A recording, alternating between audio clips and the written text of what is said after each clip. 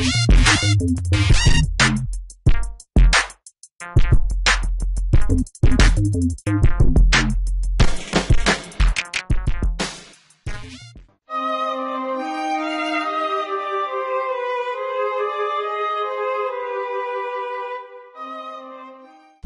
Habsyi merupakan salah satu bukit yang ada di pinggiran kota Madinah, Arab Saudi. Nama bukit itu tidak asing bagi umat Islam lantaran disebut oleh Rasulullah Muhammad SAW dalam salah satu hadis. Jabal Habsyi diyakini sebagai salah satu pertanda munculnya hari akhir atau kiamat. Di atas bukit itu, pada waktunya kelak, sosok yang bernama Dajjal akan muncul dan tinggal di istana itu.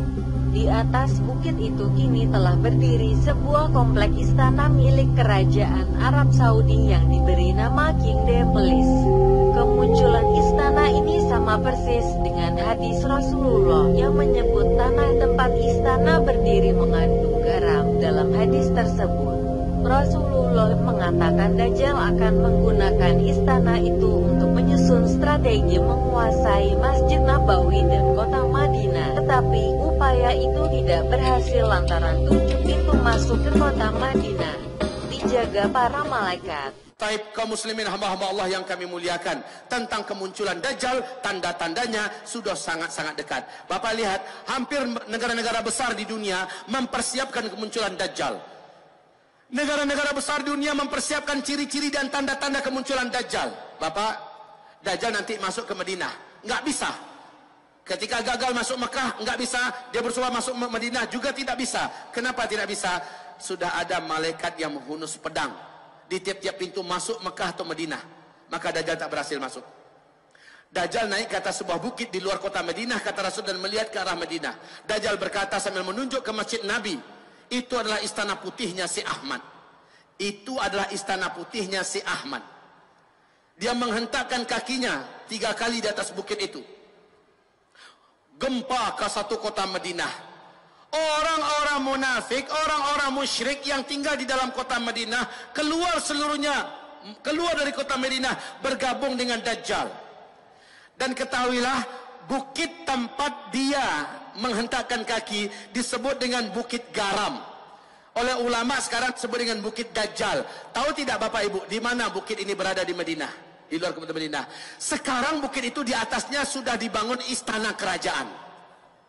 Jadi yang Bapak lihat masuk ke Madinah, pergi ke Uhud, ada nampak satu bukit didirikan istana, itu adalah bukitnya Dajjal.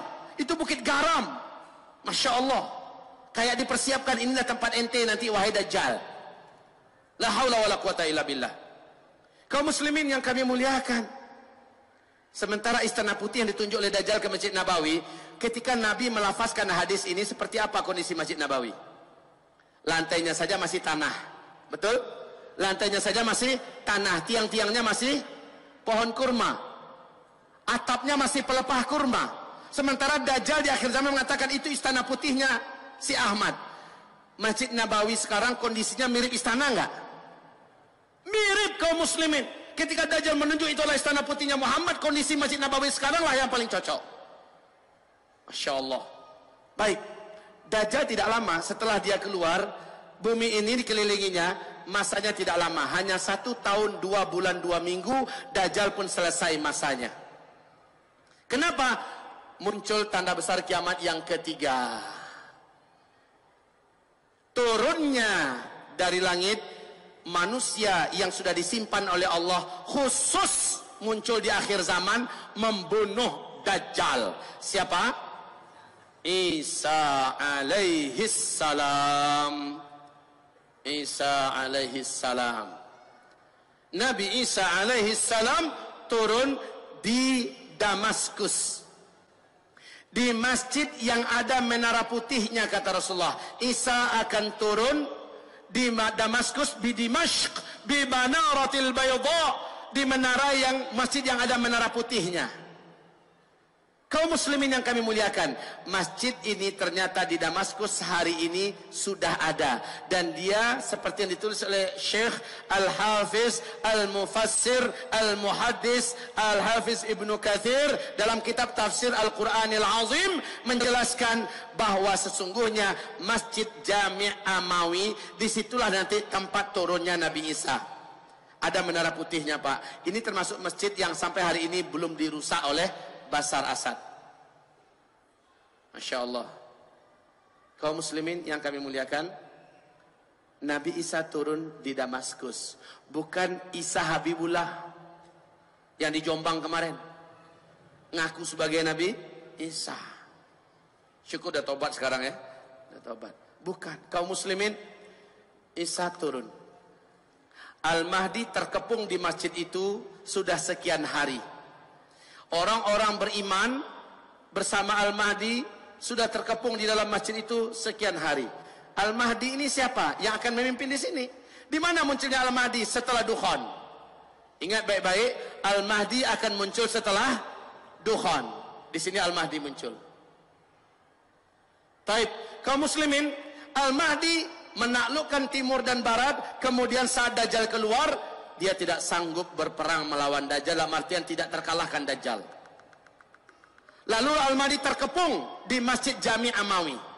Al-Mahdi, hamba-hamba Allah yang kami muliakan, dengan orang beriman, salat subuh berjamaah, kumandang subuh.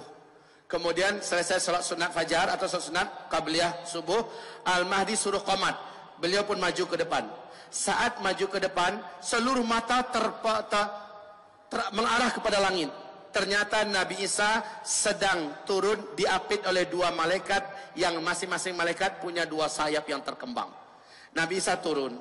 Tangan Isa yang kanan memegang bahu sebelah kiri malaikat sebelah kanannya. Tangan Isa yang sebelah kiri, telapak tangannya, memegang bahu sebelah kanan malaikat yang sebelah kirinya. Isa pun turun.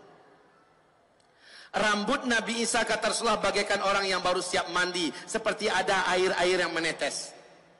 Orang-orang yang beriman tersenyum bahagia karena yang dinanti-nanti sudah datang, Isa alaihi salam.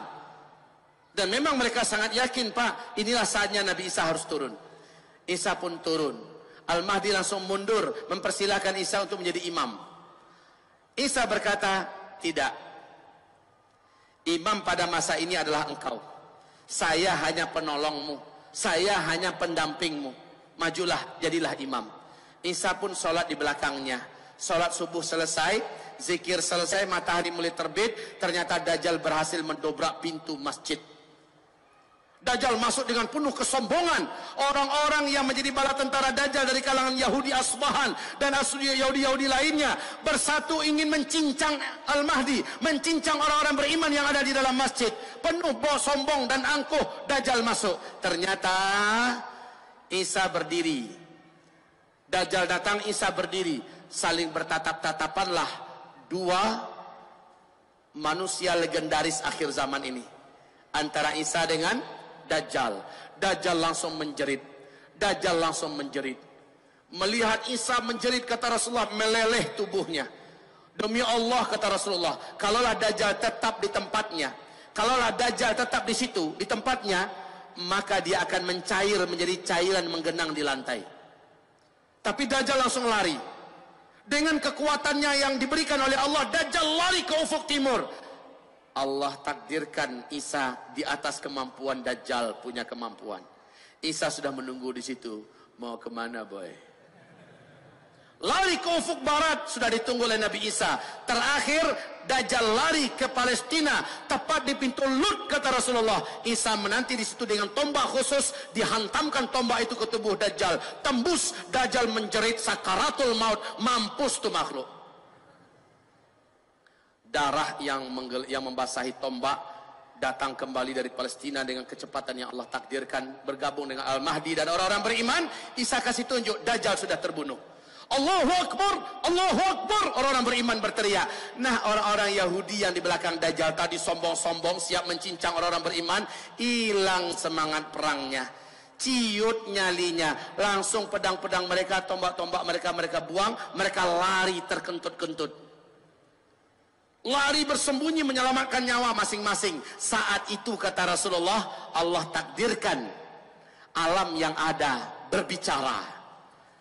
Ya Muslim, hadza Yahudiyun warai, ta'ala faqtulhu. Hai Muslim, sini ada Yahudi di belakang saya sembunyi, tangkap, bunuh dia. Kata tembok ketika Yahudi bersembunyi di balik tembok. Kata lobang ketika Yahudi bersembunyi dalam lobang. Kata pohon ketika Yahudi bersembunyi di balik pohon. Illal gharqad, kecuali pohon gharqad. Innaha syajarul yahud, sesungguhnya gharqad itu adalah pohonnya Yahudi, bangsa Yahudi. Makanya 12 tahun yang lalu Pak, rabi-rabi Yahudi telah memerintahkan siapapun jadi Perdana Menteri wajib menanam pohon gharqad sebanyak-banyaknya. Maka start penanaman pohon gharqad di Israel lebih 12 tahun yang lalu bermula dari 2 juta batang pohon gharqad, yang hari ini sudah setinggi 14, 15 dan 16 meter Pak. Udah standby itu pohon gharqad. Mereka tahu ini akan menjadi pohon kita di akhir zaman. Aneh itu. Dia tahu dari hadis Nabi, mereka percaya gharqad inilah pohon kemenangan mereka di akhir zaman. Mereka tanam banyak-banyak. Tapi kan udah bocor duluan ke tangan orang beriman kan? Hadisnya sudah ada. Orang beriman tahu nih kemana sisa Yahudi. Pasti ke kebun pohon gharqad. Oh, udah orang beriman datang bawa pedang-pedang mereka. Lihat ada Yahudi, cincang. Ada Yahudi, habis. Habis Yahudi sehabis-habisnya.